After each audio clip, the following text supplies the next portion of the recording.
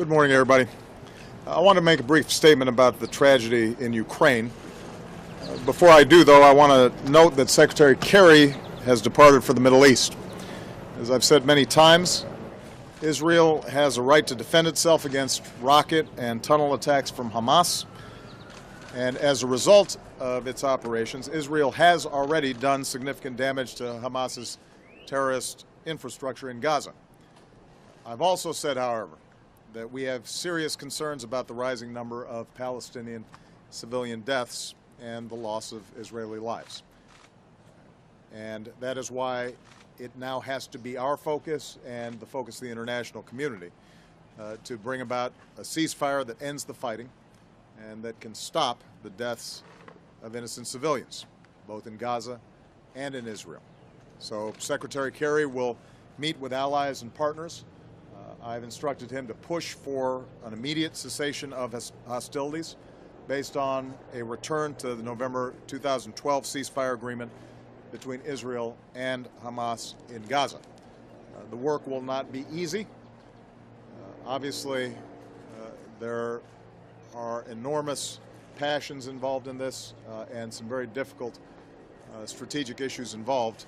Nevertheless, I've asked John to do everything he can to help facilitate a cessation to hostilities. We don't want to see any more civilians getting killed. With respect to Ukraine, it's now been 4 days since Malaysian Airlines Flight 17 was shot down over territory controlled by Russian-backed separatists in Ukraine. Over the last several days, our hearts have been absolutely broken as we've learned more about the extraordinary and beautiful lives that were lost. Men, women, and children, and infants who were killed so suddenly and so senselessly. Our thoughts and prayers continue to be with their families around the world who are going through just unimaginable grief. I've had the opportunity to speak to a number of leaders around the world whose citizens were lost on this flight, and all of them remain in a state of shock, but frankly also in a state of outrage. Our immediate focus is on recovering those who were lost, investigating exactly what happened, and putting forward the facts. We have to make sure that the truth is out and that accountability exists. Now, international investigators are on the ground. They have been organized. I've sent teams. Other countries have sent teams. They are prepared. They are organized to conduct what should be the kinds of protocols and scouring and collecting of evidence that should follow any international incident like this. And what they need right now is immediate and full access to the crash site. They need to be able to conduct a prompt and full and unimpeded as well as transparent investigation. And recovery personnel have to do the solemn and sacred work of recovering the remains of those who were lost. Ukrainian President Poroshenko has declared a demilitarized zone around the crash site. As I said before, you have international teams already in place prepared to conduct the investigation and recover the remains of those who have been lost. But unfortunately, the Russian-backed separatists who control the area continue to block the investigation. They've repeatedly prevented international investigators from gaining full access to the wreckage. As investigators approached, they fired their weapons into the air. These separatists are removing evidence from the crash site, all of which begs the question, what exactly are they trying to hide? Moreover, these Russian-backed separatists are removing bodies from the crash site, oftentimes without the care that we would normally expect from a tragedy like this. And this is an insult to those who've lost loved ones. This is the kind of behavior that has no place in the community of nations. Now, Russia has extraordinary influence over these separatists. No one denies that. Russia has urged them on. Russia has trained them. We know that Russia has armed them with military equipment and weapons, including anti-aircraft weapons. key separatist leaders are Russian citizens.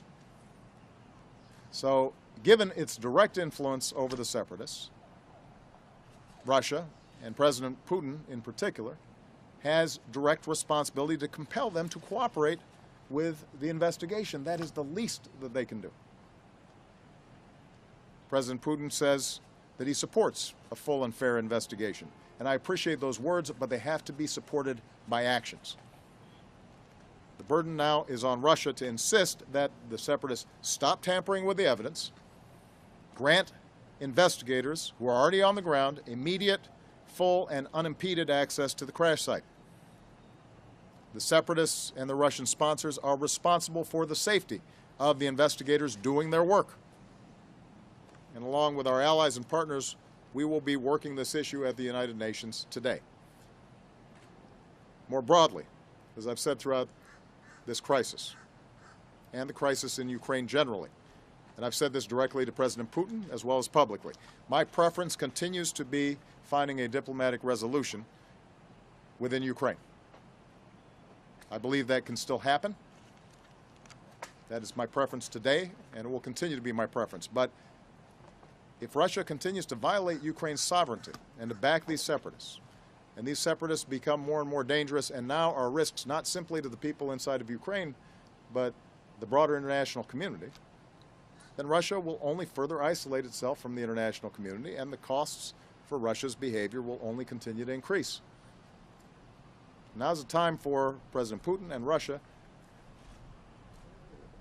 to pivot away from the strategy that they've been taking and get serious about trying to resolve hostilities within Ukraine in a way that respects Ukraine's sovereignty and respects the right of the Ukrainian people to make their own decisions about their own lives. And time is of the essence. Our friends and allies need to be able to recover those who were lost. That's the least we can do. That's the least that decency demands. Families deserve to be able to lay their loved ones to rest with dignity. The world deserves to know exactly what happened. And the people of Ukraine deserve to determine their own future. Thanks. President, are you considering sanctions or other actions if Russia doesn't help?